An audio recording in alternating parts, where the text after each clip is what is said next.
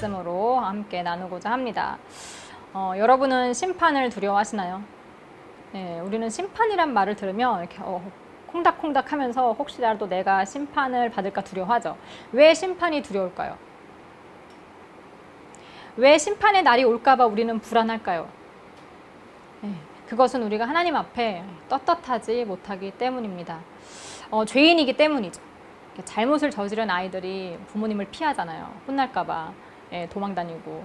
그것처럼 우리도 하나님께 혹시라도 벌 받을 만한 게 많을까봐 겁을 내죠.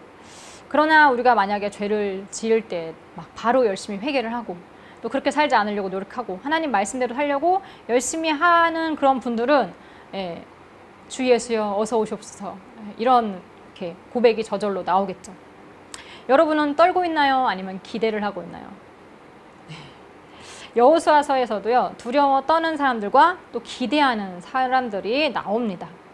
이스라엘 백성들이 이제 드디어 가나안 땅에 입성을 하게 되는데, 그들은 그날을 기대했죠. 왜냐하면 하나님께서 주신다고 말씀하셨던 그 선물을 드디어 받는 날이기 때문이었습니다. 그들은 이제 자신들이 살 터전을 얻는 아주 기쁜 날이었어요. 그러나 반대로 가나안 땅에 살고 있는 사람들한테는 날벼락이었죠. 왜 하필 우리 땅을? 그런 생각을 했겠죠. 성경에는 여러 가지 심판의 말씀들이 나오고 있습니다. 구원의 말씀도 나오죠. 그런데요, 그 심판과 구원은 어떻게 보면 같이 일어나요. 누군가에게는 심판의 때이지만 또 누군가에게는 구원의 때이기도 하죠. 더 이상 고단한 그런 광야에서 헤매지 않고 가나안 땅에 정착하기 위해서 이스라엘 백성들이 가나안 땅에 들어간 날은 바로 이스라엘 백성들에게는 구원의 날이었을 겁니다. 그러나 가나안 사람들한테는 심판의 날이었죠. 하나님은 아브라함에게 이 가나안 땅을 주시겠다고 미리 약속을 하셨는데 창세기 15장 16절에 내 자손은 4대 만에 이 땅으로 돌아오리니 이는 아모리 족속의 죄악이 아직 가득 차지 아니함이니라 하시더니 아모리 족속, 즉 가나안 백성들의 죄악이 아직 가득하지 않았기 때문에 그 긴 시간 동안 시간을 준 거예요. 그러니까 기회를 준 거죠. 그런데 이 가나안 땅에 사는 사람들은 그 기회를 준 그 시간 동안에 뭐를 했어요? 죄악을 그 땅 가운데 가득하게 채웠죠. 그들이 땅을 빼앗긴 데에는 그런 이유가 있었습니다. 이스라엘 백성들한테도 예외는 아니었어요. 그들 또한 가나안 땅에서 죄악된 삶을 살아간다면 그 땅에서 추방당할 거라고 하나님께서 말씀하시죠. 레위기 18장 28절에 너희도 더럽히면 그 땅이 너희가 있기 전 주민을 토함같이 너희를 토할까 하노라. 아무튼 이스라엘에겐 하나님의 선물을 받는 아주 기쁜 날이었습니다. 그런데요, 이 기쁜 때에 그 하나님의 선물을 마음껏 누리지 못하고 일찌감치 죽은 사람들이 있었어요. 아이성 전투에서 죽은 36명의 군사들입니다. 그들은 왜 죽음을 당했을까요? 물론 전투 중이었기 때문에 전쟁 중에는 누구나 죽을 수 있죠. 그죠? 그러나 그들이 죽은 데에는 다른 원인이 있었습니다. 가나안 땅에 들어선 이스라엘 백성들은 먼저 아주 큰 성인 여리고성을 맞닥뜨립니다. 그러나 하나님의 도우심으로 아무런 유혈 사태 없이 여리고성을 무너뜨릴 수 있었습니다. 하나님은 여호수아에게 여호수아를 통해서 이스라엘 백성들에게 명령을 하셨죠. 여리고성에 있는 모든 것들을 전부 하나님께 온전히 바치라고 말입니다. 그러나 누군가 이 말씀을 어깁니다. 성경에선 그가 누군지 정확하게 얘기를 하고 있죠. 유다 지파, 세라의 증손, 삽디의 손자, 갈미의 아들 아간이라고 그랬습니다. 그는 신yar산의 아름다운 외투 한 벌, 그리고 은 200세겔, 그리고 무게가 50세겔 되는 금덩이 하나, 그것을 탐내어서 훔칩니다. 그리고 몰래 숨겨놓죠. 이를 몰랐던 여호수아와 이스라엘 백성들은 승리의 기세를 몰아서 다음 아이성까지 차지하기 위해서 3,000명의 군사를 아이성으로 보냅니다. 그러나 이스라엘은 패배했고 36명의 군사가 죽음을 당하게 됩니다. 그들은 이유도 모른 채 죽었죠. 분명 승리할 거라고 믿어 의심치 않은 전투에서 어이없이 죽고 말았습니다. 그들이 누군지에 대해서는 성경에서 자세히 나와 있진 않아요. 그러나 그들은 자신들의 죄 때문에 죽은 건 아니었죠. 오히려 이스라엘 전체 군사들 중에서 3,000명 안에 뽑힐 만큼 유명한 이들이었을 겁니다. 그리고 가나안 땅을 점령하기 위해서 앞장섰던 용감한 자들이었을 겁니다. 그런 그들이 허무하게 죽었습니다. 아간 한 사람의 죄 때문에 그렇게 되었죠. 아간의 범죄는요, 아간의 죽음으로 끝나지 않았습니다. 여호수아 22장 20절 말씀 보시면 세라의 아들 아간이 온전히 바친 물건에 대하여 범죄함으로 이스라엘 온 회중에 진노가 임하지 아니하였느냐. 그의 죄악으로 멸망한 자가 그 한 사람만이 아니었느니라. 왜 하나님은 아간이 죄를 지었을 때 그 아간을 바로 직결 심판하지 않으시고 다른 사람들이 죽게 놔두셨을까요? 전쟁의 패배 후에 여호수아는 옷을 찢고 여호와의 궤 앞에 엎드려서 머리에 티끌을 뒤집어 쓰고 날이 저물도록 엎드려져 있었습니다. 그리고 하나님께 기도를 하죠. 그랬더니 하나님께서 응답을 하십니다. 여호수아 7장 11절에서 12절 말씀에 이스라엘이 범죄하여 내가 그들에게 명령한 나의 언약을 어겼으며 또한 그들이 온전히 바친 물건을 가져가고 도둑질하며 속이고 그것을 그들의 물건들 가운데에 두었느니라. 그러므로 이스라엘 자손들이 그들의 원수 앞에 능히 맞서지 못하고 그 앞에서 돌아섰나니 이는 그들도 온전히 바친 것이 됨이라. 그 온전히 바친 물건을 너희 중에서 멸하지 아니하면 내가 다시는 너희와 함께 있지 아니하리라. 36명의 사람들은요, 아간이 온전히 바친 것을 훔친 것 때문에 그들 또한 하나님께 온전히 바친 것이 되어서 죽은 겁니다. 금지된 물건, 하나님께 온전히 바친 물건을 이스라엘 진영 가운데 숨겨 놓았기 때문에 그들이 희생되었다는 거죠. 그들은 더 이상 거룩하지 않게 되었습니다. 더 이상 하나님의 거룩한 군사가 아니게 된 거죠. 그 결과 그들은 적에게 등을 돌리고 도망칠 수밖에 없는 나약한 군대가 됩니다. 그래서 하나님은 여호수아에게 이스라엘 백성들 스스로 거룩하게 하라라고 말씀하십니다. 거룩해지는 방법은 온전히 바친 물건을 이스라엘 진영 중에서 없애는 것이었죠. 그리고 하나님의 언약을 어기고 망령된 일을 저지른 그 사람 또한 벌을 받아야겠죠. 제비뽑기로 죄를 들킨 아간은 그의 가족들과 그다음에 그의 가축들 등 그에게 속한 모든 것과 함께 아골 골짜기에서 죽임을 당하게 됩니다. 이처럼 아간 한 사람의 죄는 그의 가족들뿐만 아니라 그의 이웃들까지 죽음에 이르게 했습니다. 죄는 사람을 죽게 만들죠. 그 죄가 자기가 죄를 지어서 죽거나 아니면 다른 사람이 죄를 지어서 누군가의 죄 때문에 죽거나 말이죠. 아간은 자기가 지은 죄가 있으니 억울하진 않겠지만 그의 자녀들이나 아니면 36명의 군사들은 억울한 죽임을 당했죠. 한 공동체였기 때문에 그렇습니다. 한 가족이었기 때문에, 한 민족이었기 때문에 다른 사람의 죄가 나와 상관없다라고 말할 수 없었던 거죠. 제가 며칠 동안 이렇게 왼쪽 발이 아파서 잘 걷지를 못했어요. 그러다 보니까 이제 왼발을 잘 못 쓰니까 왼손을 이렇게 자꾸 이렇게 제 몸무게를 지탱하는데 쓴 거죠. 그러다 보니까 이제 왼손까지 아프게 되었습니다. 한 몸이니까 그런 거죠. 어디 한 군데가 잘못되면 다른 부분까지 그 여파가 미치기 마련입니다. 이걸 고통 분담이라고 하죠. 이스라엘 백성들도 지금 전쟁 중이었어요. 이제 전쟁의 거의 시작이라고 할 수 있는 거죠. 그렇게 전쟁 중이기 때문에 개인적으로 움직이는 것이 아니라 한 국가로서 지금 움직이고 있는 겁니다. 그들은 운명 공동체였죠. 그렇기 때문에 한 사람의 잘못은 그 사람만의 죄로 끝나지 않았습니다. 운명을 함께하기에 같이 책임도 지게 된 겁니다. 우리는 살면서 때로는 아간이 될 수도 있고요. 때로는 36명 중 한 사람이 될 수도 있습니다. 내 죄 때문에 다른 이에게 피해를 줄 수도 있고요.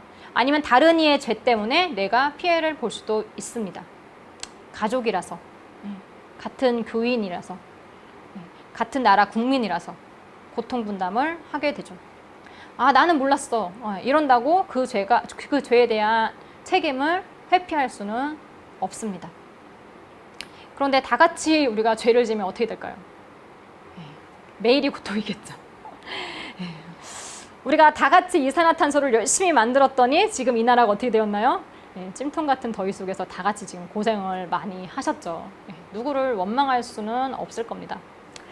그런데요, 하나님께서는 고작 옷 한 벌, 금덩어리, 은, 이게 뭐라고, 이게 뭐가 중요하다고 조금 빼돌린 걸로 아간을 죽이기까지 하셨을까요? 여리고성 함락은요, 요단강을 건넌 후에 이스라엘의 첫 전투였죠. 그 전투에서는 무기나 전술을 가지고 싸우지 않았습니다. 여러분도 아시다시피 굉장히 유명한 전투니까요. 하루에 성 한 바퀴씩 돌고 일곱째 날 7바퀴를 돈 후에 소리를 질러 외치니 성벽이 무너져 내리는 그런 전투였죠. 즉 이는 하나님께서 주신 승리였습니다. 유혈사태 하나 없이 거저 얻은 성이었죠.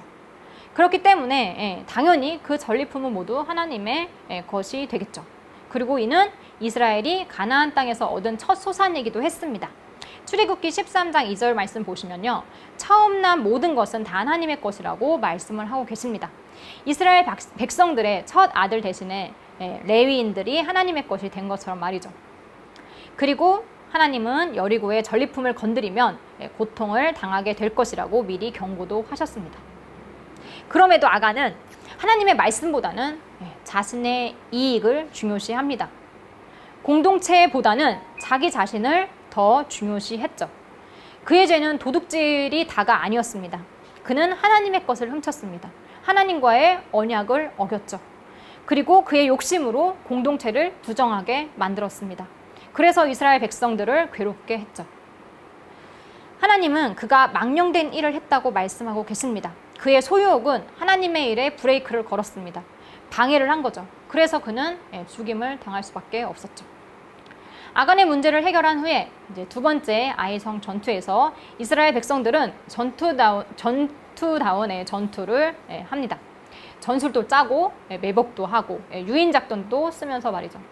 하나님은 아이성에서 얻은 그런 모든 전리품을 다 가지라고 말씀하고 계십니다. 첫 열매, 그리고 11조. 내고 싶지 하지 않은 사람들 많습니다. 그죠? 하나님을 믿는다 하면서도 11조는 좀 많이 내는 듯한 느낌이 들어서 꺼려 하시는 분들이 있죠. 물론 빚이 너무 많고 또 살림이 너무 어려워서 11조 내는 것 자체가 너무 힘드신 분들도 있겠지만, 그렇지 않음에도 불구하고 11조를 내는 것에 거부감을 표하시는 분들이 계십니다. 교회에서 돈만 내라고 한다고 막 불평도 하죠. 그럼 헌금 내시는 분들은 왜 지금 헌금을 내고 계시나요? 집사니까, 권사니까, 체면체례 하느라 내시나요? 남들 다 내니까? 아니면 복 받으려고 내시나요? 여러 이유들이 있겠죠. 오늘 말씀에서 우리가 왜 헌금, 그러니까 첫 열매나 11조 같은 이런 헌금을 내는지 그 이유를 우리는 찾을 수가 있습니다. 이스라엘 백성은요, 전쟁을 할 때 하나님의 말씀에 의지하여서 합니다.